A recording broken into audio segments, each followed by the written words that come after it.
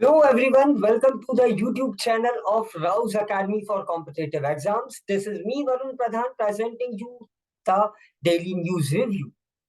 So before we proceed, why don't you hit the like button and subscribe to our channel if you haven't yet.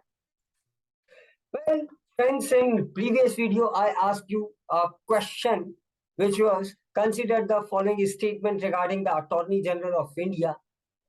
Attorney General is not a constitutional post.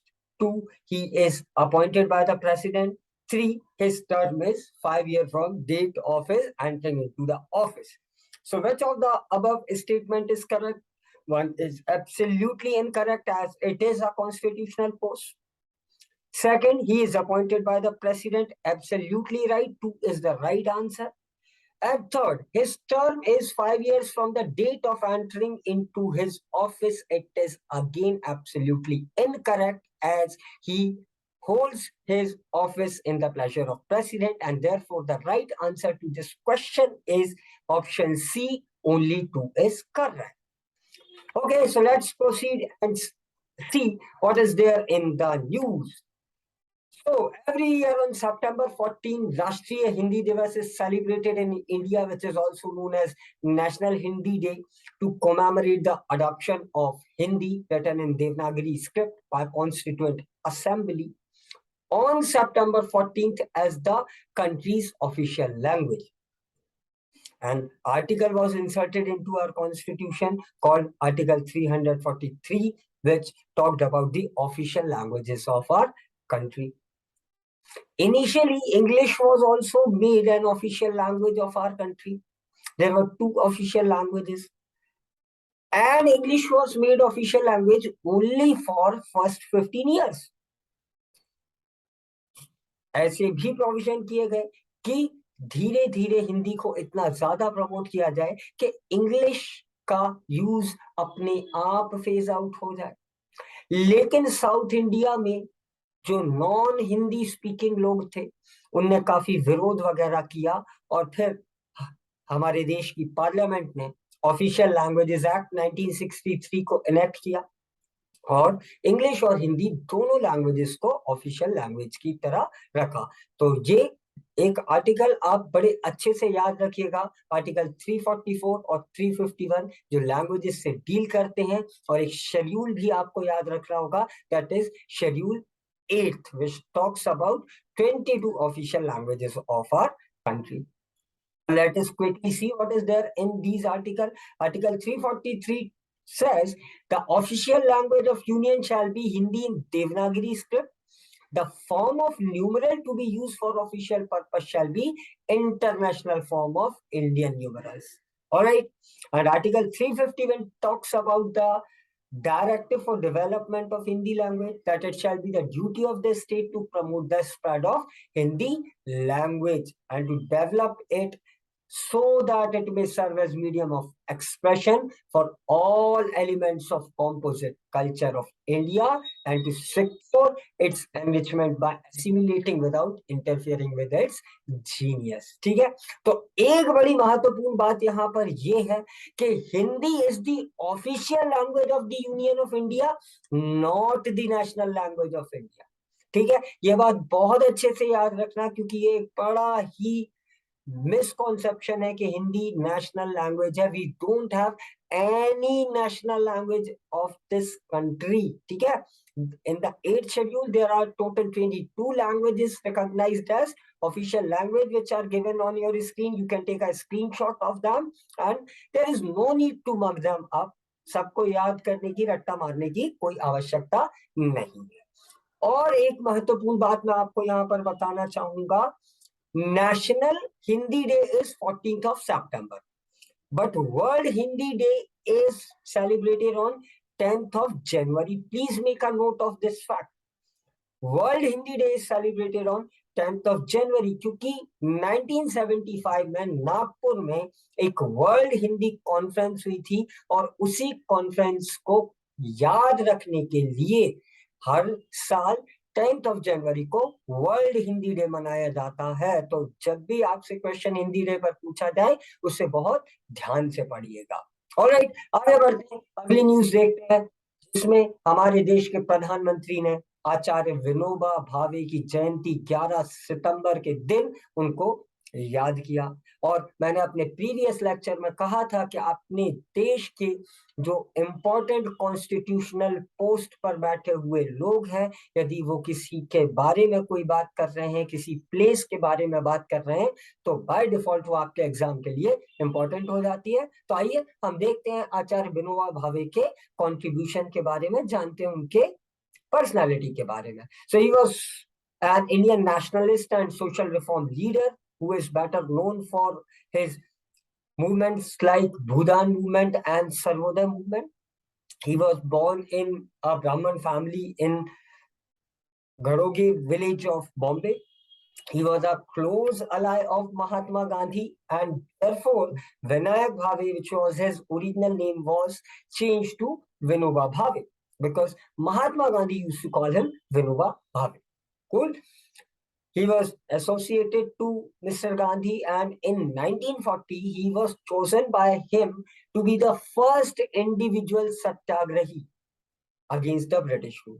After so many rounds of talks, there was a constitutional deadlock, and against which Mahatma Gandhi launched another individual satyagraha, and for that matter, Vinoba Bhave was chosen as the first individual satyagrahi. Who was the second individual satyagrahi? If you know this, please let us know in the comment box. All right. Mr. Bhave was primarily known for his Sarvodaya movement because he observed the life of an average Indian living in village and tried to find a solution for their problem. And in his view, the solution lied in spiritual foundation, and this principle became the core of his Sarvodaya movement.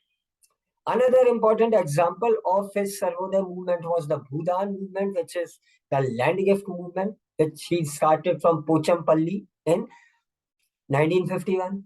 He walked across the country and asked the people to consider him as one of their son and give him 1/6 of their land, and the land which he collected from them he distributed to the landless poor. This was the Bhudan movement.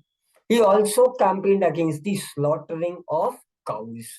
ये बात भी आप याद रखिएगा। Alright, आगे बढ़ते हैं और देखते हैं कि क्या क्या महत्वपूर्ण अवार्ड आचार्य विनोबा भावे को मिले। तो 1958 में उनको इंटरनेशनल रमन मैगसेसे अवार्ड मिला था कम्युनिटी लीडरशिप के लिए। He was the first recipient of Ramon Magsaysay Award. Also in 1983, posthumously, he was awarded with the highest civilian award of India called the Bharat Ratna Award. He called Kannada script the Queen of World script. He also translated the Bhagavad Gita into Marathi. So these are his two important literary contributions. All right. Next, news talks about the report published by International Labour Organization called Global Estimates of Modern Slavery Report 2021. And according to this report, there are two components called forced labor and forced marriages. They both refer to situation of exploitation of a person that cannot refuse or cannot leave because of threat or violence or deception or abuse of power, etc. And according to this report, around 50 million people in the world were living in modern slavery in 2021 as compared to 40 million in 2016. So there is a jump of whooping 25% in last 5 years according to this report. Out of these 50 million, 28 million were in forced labor and 22 million were trapped in forced marriage. So according to ILO, this forced marriage and forced labor both constitute modern form of slavery. All right. Next news talks about another very important phenomena called windfall taxes, because government has defended the windfall taxes which were applicable from July 1st as a way to rein in phenomenal profit made by some oil refineries who chose to export fuel to reap the benefit of skyrocketing global prices while affecting domestic supplies. Now let us try and understand what do we mean by windfall taxes. Before that, we have to understand what exactly is windfall. So the United States Congressional Research Service defines windfall as an unearned, unanticipated gain in income through no additional effort or expenses. And any tax which is imposed by a government against certain industry when the economic condition for any reason allowed such industry to experience above average profit, that is the windfall. So windfall taxes are primarily levied on company in targeted industry which have benefited most from the economic windfall, and these companies are usually or more often commodity based businesses. Now let us try to understand this concept with more examples.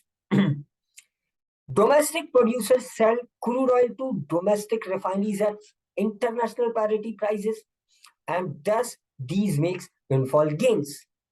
In India, what happened is ONGC reported bumper profit in March quarter when international price soared to a near 14-year high of $139 per barrel.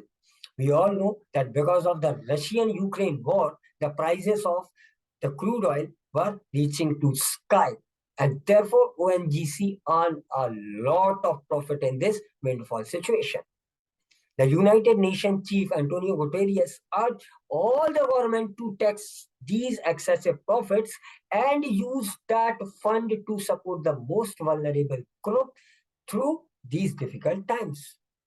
Other countries like United Kingdom, Italy, Germany have already imposed a windfall profit tax, and we have also imposed a windfall tax from 1st July onwards. All right.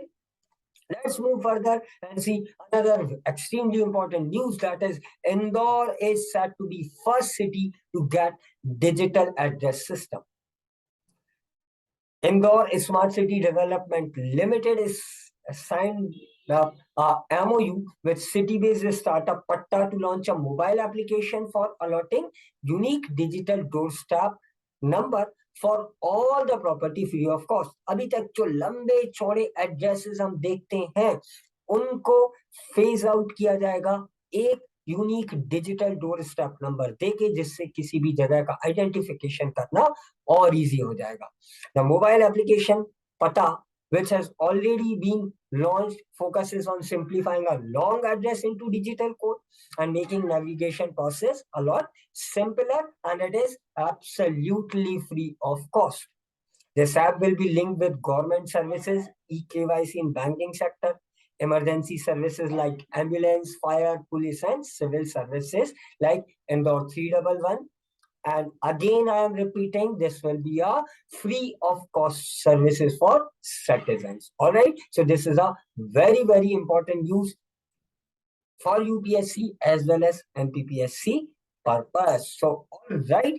This was it for today's news. Now it is the quiz time. If you watch this news very carefully, you'll be able to answer these questions. And if you know the answer, do let us know in the comment box. And if you don't, then please stay tuned with us.